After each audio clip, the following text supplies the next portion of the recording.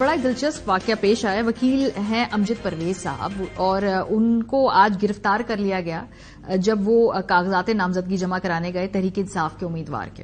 लेकिन उससे पहले अमजद परवेज साहब ही नवाज शरीफ साहब की कागजात नामजदगी भी जमा करवाने गए। जब वो नवाज शरीफ साहब के कागजात नामजदगी जमा करवाने गए तो वहां कुछ आयशा पूछी गई, प्रोटोकॉल दिया गया। लेकिन उसके बाद जब वो पीटीआई के कारकुन के मुनसराई साहब के गालिबन वो कागजात जमा कराने के लिए गए तो उस वक्त उनको गिरफ्तार कर लिया गया।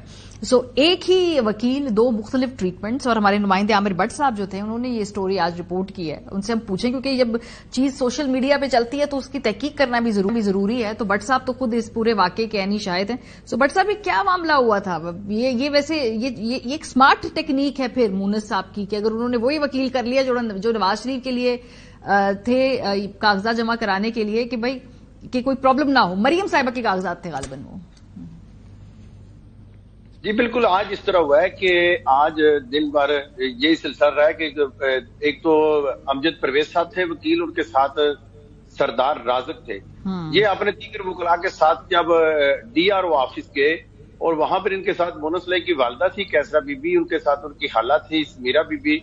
उन्होंने पहले वो पीपी 34 में जाना था, वहां पर कागजात उन्होंने जमा करवाने थे, अपनी स्क्रूटनी करनी थी। उसके बाद उन्होंने NA 64 में आना था।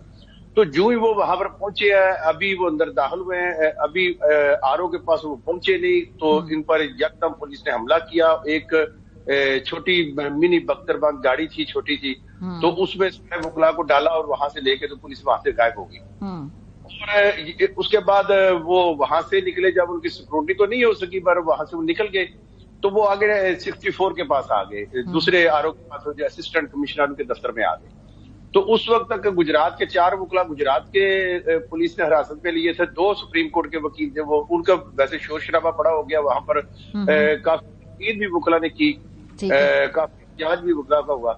तो जब आरओ के ऑफिस में आए तो वहां पर फिर वो पीटीआई पर तो सख्ती होनी थी तो होनी थी, वो एक कतगन मीडिया के ऊपर भी आ गया। अच्छा। हमें भी बड़ी सख्त हिदायत दी गई कि अगर आपने यहाँ पर किसी भी किस्म की फुटेज बनाई और कोई टीवी पर आने हुई तो उसके आप जिम्मेदार होंगे। आपने यहाँ पर अपना मोबाइल नहीं निकालना। सही। अपने मोबाइल अपनी जेब में रखें और बिल्कुल खामोशी से बंद के यहाँ से चले जाए। कुछ भी हो जाए आपने खड़ा नहीं होना।